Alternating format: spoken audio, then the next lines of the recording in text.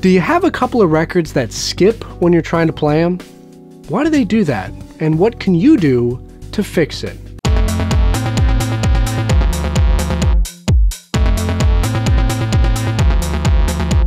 Hey friends, welcome back to Vinyl Eyezz. I am Jarrett New, and today we're going to find out why some records skip and what you can do to fix that. But before we dive in, I just want to let you guys know that today's song of the day is Bulls on Parade by Rage Against the Machine. And if you have a suggestion for a song of the day, post it in the comments below and you might see it in a future video.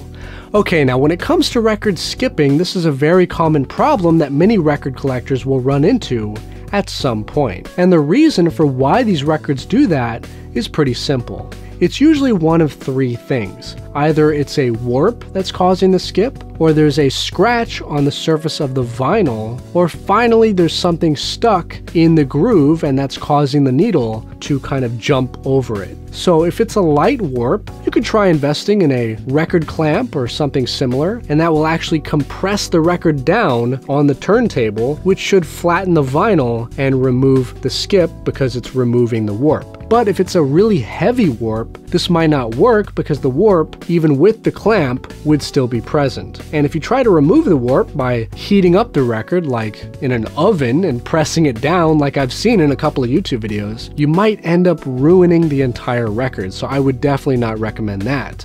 Now, if the skip is caused by a scratch, the second scenario, yet again that's also going to be a hard problem to solve, because once a scratch has been made in the surface of the vinyl, there's really no way currently to fix that.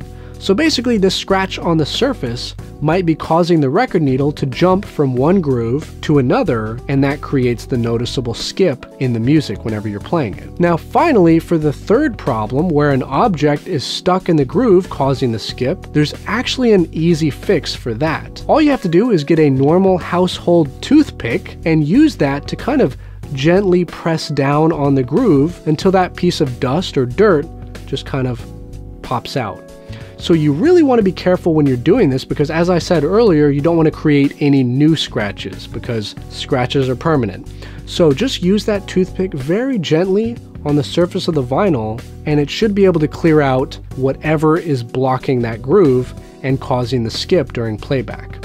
So basically, out of these three record skipping problems, only one has a damage-free solution: the toothpick.